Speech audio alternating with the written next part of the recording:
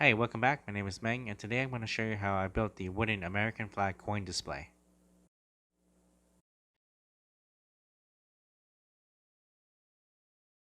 I'm starting with the stripes, so to start off, I had already cut down two sets of 1.5 by 1.5 square dowels, one set of three with 36 inches in length, and the other set of three in 14.5 inches in length, which are assembled next to the union. And most recently, I used a bandsaw to cut the corner to make a rabbit edge.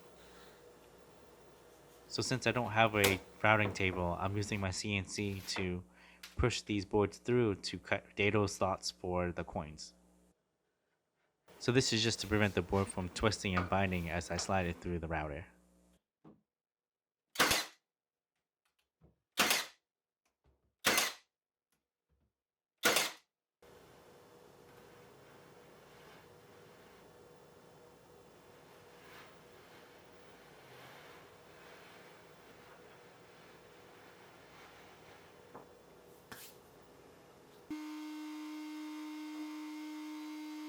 So here I'm using a 1/4 inch end mill and I'm making 2mm passes until I reach 7mm of depth of cut to create my dado slots.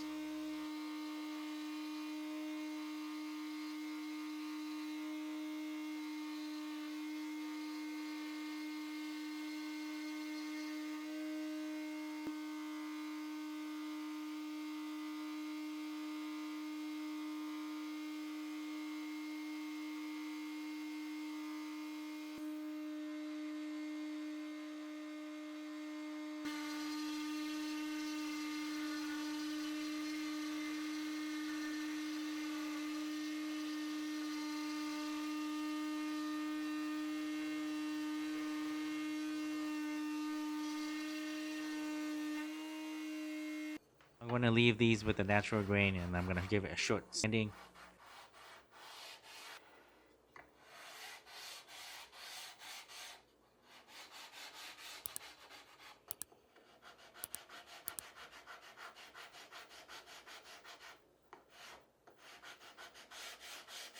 In addition, for the next set of stripes, I had cut down the same varying length, but this time I had to complete it by making 7 strips of 1x2 and prep them before painting, and these are actually going to be the red stripes for the flag. So I'm going for the rustic aesthetic, so I'm going to burn them first before painting them. So here I'm trying to make multiple passes and trying not to have any spotting or burn marks as I go along. And I wanted to make sure I wasn't adding too much heat in just one area. After I got comfortable with the torch, I was able to apply heat consistently throughout the board. And here there is a little bit of a learning curve, and you don't want to stay in one spot or move too slow. You don't want to get the boards too hot because they'll warp. I had realized that if you can get a good burn mark, you're not allowing the board to absorb all that heat, preventing it from bending and warping or curling.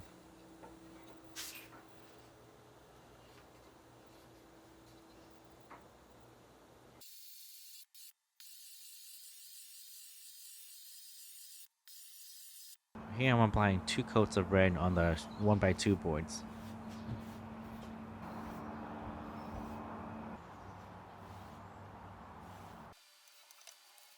For the union, I'm using a 14-inch by 12 pine board. And with the blue, I'm going to apply 2 coats, and then I'm going to wait for that to dry, and then I'm going to CNC Air Force logo.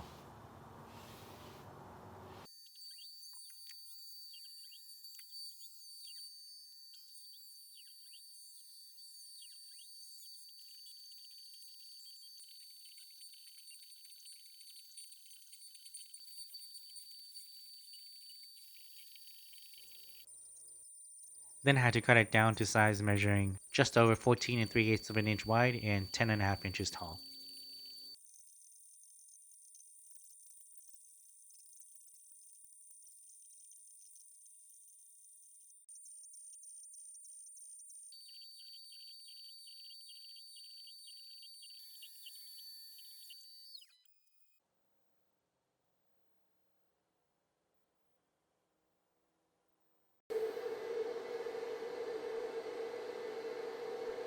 At the moment, I don't have a big workbench.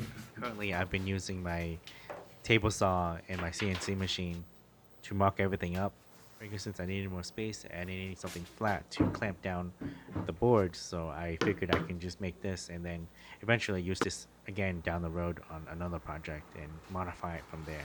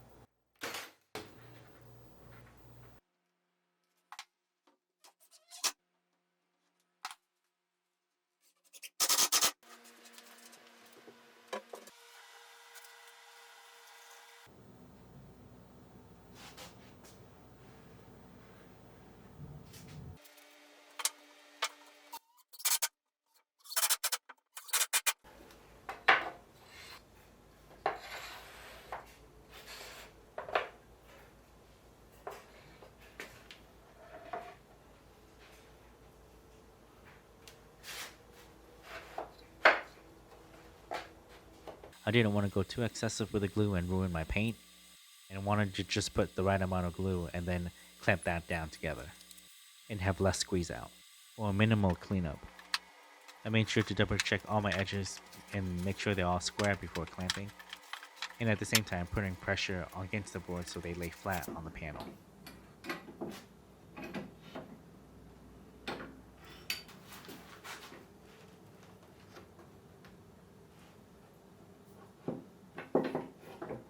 I let that stay overnight until the next day, then I removed the clamps and flipped it over.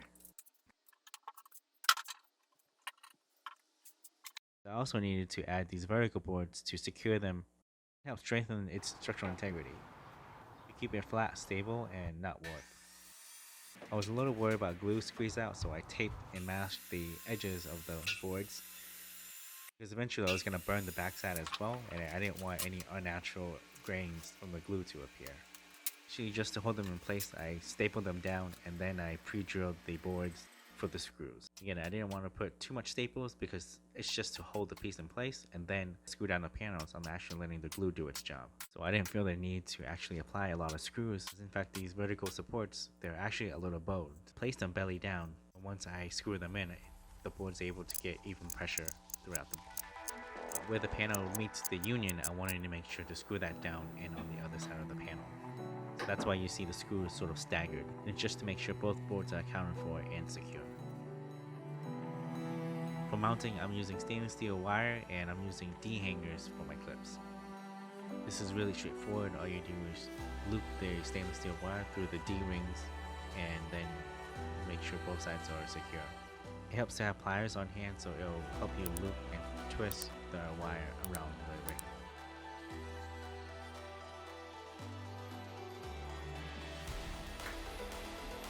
Once it's all assembled, it measures 36 inches wide and 19.5 inches tall. Last thing I have to do is put my mark on it and show you the final results.